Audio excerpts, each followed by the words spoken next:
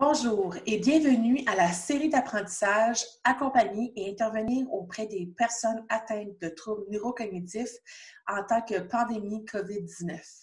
Je me prénomme André-Michel Cormier et je suis formatrice à la Société Alzheimer Outaouais et j'ai le plaisir de vous présenter comment impliquer la famille, maintenir le lien entre famille et résidents.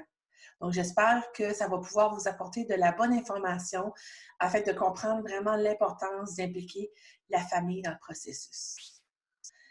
Donc, si vous ne le savez pas maintenant, déjà, depuis le 24 mars 2020, les familles ne sont plus en mesure de rendre visite à leurs proches. Cette situation a pour effet de créer ou amplifier des sentiments, notamment d'anxiété, de culpabilité, d'inquiétude chez les proches des résidents. C'est sûr que en étant la situation qu'on est maintenant, ça peut être un peu plus difficile, mais c'est quand même important d'impliquer la famille et on va en parler un peu aujourd'hui. Donc, les effets sur les résidents en ce moment, c'est que la routine de certains résidents a pu être modifiée, ce qui peut être une source d'anxiété. Et malheureusement, avec tous ces changements qui se passent et tout ça, le manque de visite aussi, c'est qu'il peut y avoir moins de stimulation et de façon avec moins de stimulation, il y a un potentiel d'accélération de la perte d'autonomie. Il y a aussi des besoins affectifs non comblés et un risque dépressif. Donc, c'est toujours important de regarder ça à l'esprit. Pourquoi c'est important d'impliquer les proches, peu importe dans quelle situation qu'on est, que ce soit dans la situation qu'on est en ce moment ou dans la situation où on n'est pas en confinement et tout ça. Le proche aidant est certainement la personne qui connaît le mieux le résident. Ils sont d'une richesse incroyable d'informations. Ils savent qu'est-ce qu'ils aiment, qu'est-ce qu'ils n'aiment pas. Ils ont beaucoup de connaissances sur leur expérience qui pourraient vous apporter beaucoup d'informations afin de pouvoir améliorer ou vous aider dans vos interventions avec le résident atteint d'un trouble neurocognitif. Donc, c'est important de justement avoir cette belle collaboration avec la personne pour pouvoir savoir des informations. Donc, puisque la personne, justement, est la personne qui connaît le mieux le résident, j'ai un document ici que vous pourrez peut-être voir. C'est à propos de moi, qui est fait par la Société Alzheimer du Canada. Et là, j'ai la version imprimante, mais il y a aussi la version PDF qui se retrouve sur alzheimer.ca. Si vous tapez là, à propos de moi dans la barre de recherche, c'est un document qui va pouvoir être rempli par les proches du résident, de la personne atteinte de troubles neurocognitifs, où est-ce qu'il y a tellement d'informations sur la personne, vraiment là, de qu'est-ce qu'ils aiment, qu'est-ce qu'ils n'aiment pas, leur passe-temps, leur passé, des expériences qu'ils ont vécues au travers de leur vie, toute de la bonne information qui pourrait vous aider dans votre relation, dans votre approche et aussi dans vos interventions auprès de la personne qui a un trouble neurocognitif majeur. Et la version PDF peut évoluer avec la personne aussi. Donc, si vous le placez dans votre dossier, c'est toujours un bon outil à avoir. Ça permet l'intégration des valeurs, des expériences vécues et des objectifs de vie du résident et aussi de ses proches en sachant ces informations-là. Ça favorise aussi une meilleure compréhension et acceptation des soins prodigués si on a une meilleure collaboration avec le proche aidant. Les proches peuvent contribuer au choix des interventions non pharmacologiques.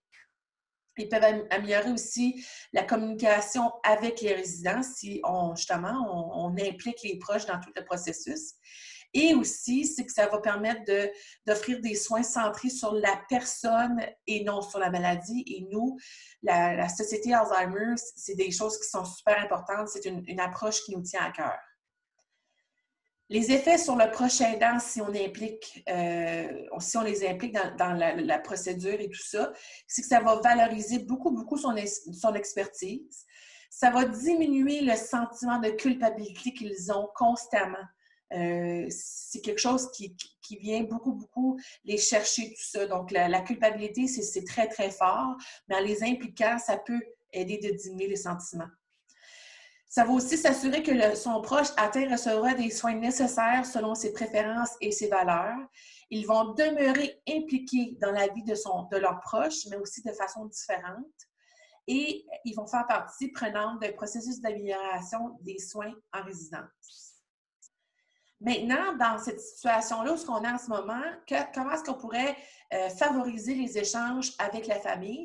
Par exemple, le courrier. Si on encourage les proches aidants d'envoyer des lettres, des cartes, toutes sortes de choses par courrier, c'est que le résident peut conserver les lettres qu'il reçoit et les relire autant de fois qu'il le désire.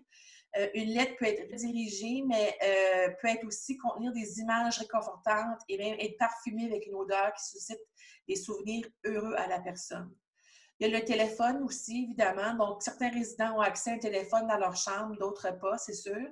Pour ceux qui ont leur propre téléphone, il peut être aidant de demander aux familles d'envoyer une fiche avec des numéros importants inscrits en gros à afficher au-dessus du téléphone ou à côté. Cela permettra à la personne d'être plus autonome dans l'usage de son téléphone. Pour les autres, prendre des rendez-vous téléphoniques avec les proches permettra d'assurer une coordination efficace des conversations. Un autre d'autres moyens qui peut être aussi fait avec le résident, bien, il y a toujours des applications vidéo comme par exemple Skype, FaceTime, il y a Zoom, il y a toutes sortes de choses qu'on peut utiliser pour pouvoir avoir des rencontres vidéo. Et on peut toujours utiliser aussi les fenêtres, les balcons de résidence pour pouvoir se parler à distance. Donc, maintenant, j'aimerais vous offrir des stratégies pour faciliter la communication avec les familles. Donc, c'est sûr que c'est important d'avoir des protocoles clairs, définir le rôle et les tâches de chaque intervenant, nommer une personne responsable du suivi avec les familles. Comme ça, il n'y aura pas de message qui va se perdre. Il n'y aura pas trop de personnes qui vont être justement en contact. Donc, avoir une personne ressource, une personne responsable, ça va permettre d'avoir une stabilité. Impliquer les proches dans les décisions à prendre et les soins prodigués, c'est aussi très important. C'est important aussi, si on décide d'impliquer la famille, d'avoir ce type de relation-là, mais il faut avoir une communication transparente, honnête et aussi régulière. Il faut répondre aux questions aussi. Les questions, c'est parce qu'ils ont des inquiétudes, ils ont aussi des choses qu'ils ne comprennent peut-être pas dans le fonctionnement, dans votre fonctionnement à la résidence. Donc, c'est des questions qui sont importantes pour eux de poser. C'est important aussi d'être à l'écoute des craintes et expliquer des mesures mises en place. Tenir informés les proches aidants ou la famille des derniers changements au fur et à mesure qu'ils apparaissent. Ça aussi, c'est important. Merci d'avoir suivi la capsule « Comment impliquer la famille ». Si vous désirez avoir plus d'informations, n'hésitez pas à suivre les autres capsules présentées dans cette série d'apprentissage. Il ne faut pas oublier aussi que les 20 sociétés Alzheimer partout au Québec sont là pour vous accompagner, répondre à vos questions et aussi fournir des pistes d'intervention spécifiques à votre situation dans laquelle vous vous retrouvez. Donc, vous pouvez aussi visiter le site Internet de la Fédération québécoise des sociétés Alzheimer ou aussi aller nous écrire un courriel à info@alzheimerquebec.ca.